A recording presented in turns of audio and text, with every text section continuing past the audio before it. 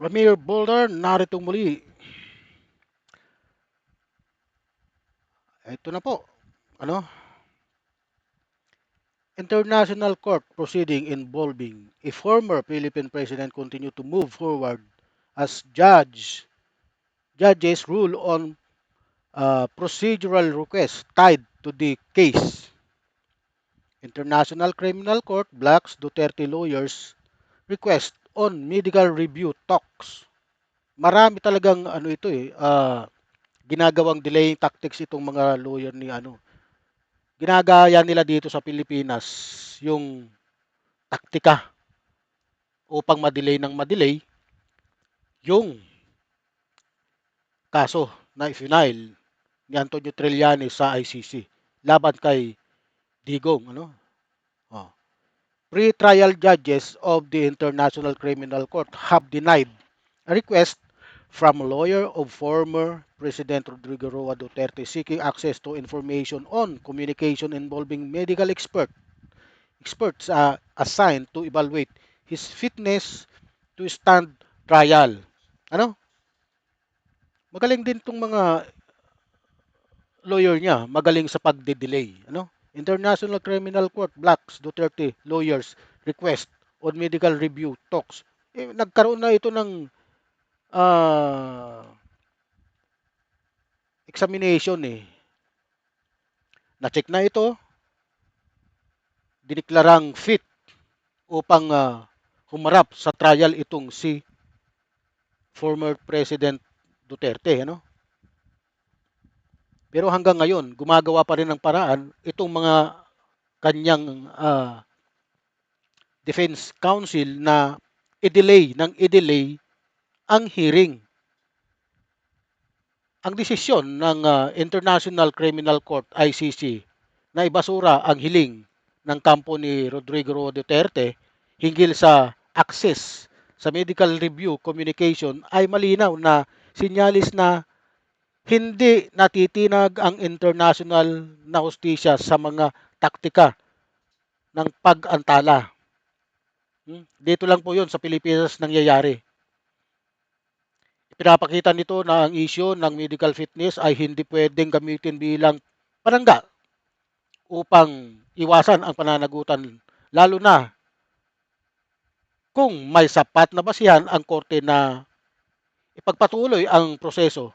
Sa mata ng ICC, mas mahalaga ang integridad sa paglilitis kaysa politika o personal na konsiderasyon ng akusado.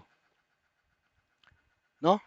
Malayong malayo talaga ang ating justice system kung ikukumpara mo sa mga international court.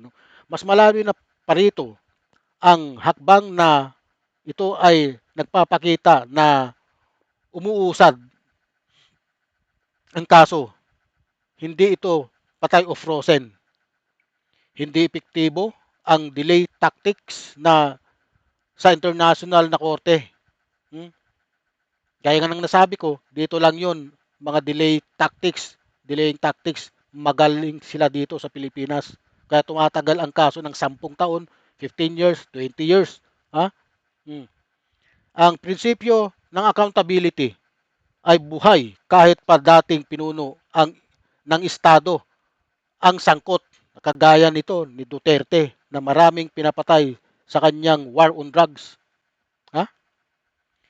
Ito rin ang paalala na ang mga aligasyon ng malubhang paglabag sa karapatang pantao ay hindi nalulumao at hindi natatakpan ng kapangyarihan o edad. Mali na po yan. At hindi natatakpan ng kapangyarihan o edad sa puntong ito. Malinaw ang ICC ay hindi naghahanda ng pag-urong kundi ng pag-usad patungo sa hustisya. Yan. Dapat magising kayo mga Duterte supporters. Hindi na po makakalabas siyang tatay nyo sa dahig. Tanggapin nyo na yan. Sa lala ng krimen na ginawa niya. Yan si Duterte ay mananatili dyan sa dahig, magpapatuloy ang kanyang kaso hanggang siya ay mahatulan. Ano? Hindi naman siya makahingi ng ng tulong sa Diyos dahil ang Diyos minumura niya. Oh. Sa puntong ito, kung magbago siya. May pagkakataon pa siyang magbago pero nakikita ko sa kanyang itsura. Ito si Duterte hindi nagsisisi sa kanyang mga kasalanan to. Dahil daw ginawa niya 'yon para sa bayan. Para sa bayan, wala naman sa konstitusyon yung extrajudicial killings. Nasa konstitusyon ba ng Pilipinas 'yun? Wala. Wala. Ang nakalagay nga ron sa due process. May due process ba siya nung panahon niya? Wala. May humanitarian consideration ba siya nung panahon niya? Wala. Pero siya, hinihingian siya ng humanitarian consideration dahil matanda na raw siya ng kanyang mga kaalyadong senador. Sa pangunguna po ni Alan Peter Cayetano. Dahil daw matanda na siya, bakit hindi datin bigyan siya ng uh, humanitarian consideration? Dapat ginawa niya yun para bumalik din sa kanya. Pero hindi niya ginawa yun, kaya hindi po pwedeng i-apply sa kanyang humanitarian consideration kahit na siya may edad na, matanda na siya, uugod-ugod na siya. Hindi excuse yung katandaan niya upang hindi niya harapin yung kanyang kaso. Dapat niyang harapin ang kaso niya sapagkat ginawa niya yon. Tama? Nag-utos siya ng drug zone war. Inutosan niya yun, order niya yun. Kaya sinunod ng mga kapulisan. Ano pang magagawa nyo? Nandyan na. Saksakan ng dami yung ebidensya. Ano?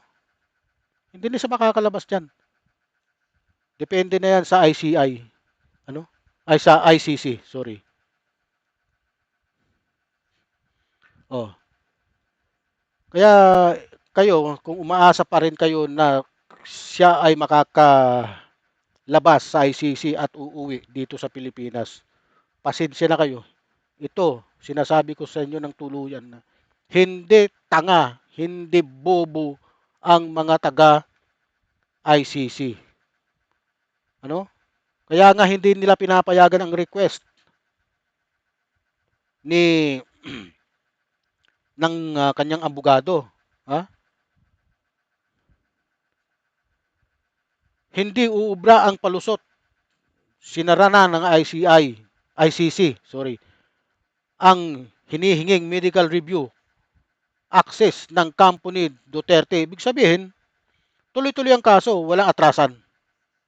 Sa international na hustisya, walang special treatment ang dating Pangulo. Hindi excuse ang edad, hindi uh, hindi panangga ang sakit at lalong hindi uubra ang delay tactics. Kung galit ka sa balitang ito, baka galit ka sa konsepto ng pananagutan. Konsepto ng pananagutan, hustisya, hindi palusot, umusad ang kaso. Okay? Huwag niyo pong kalimutan, paki-like, subscribe, and share sa aking YouTube channel, pati na rin po sa aking Facebook page.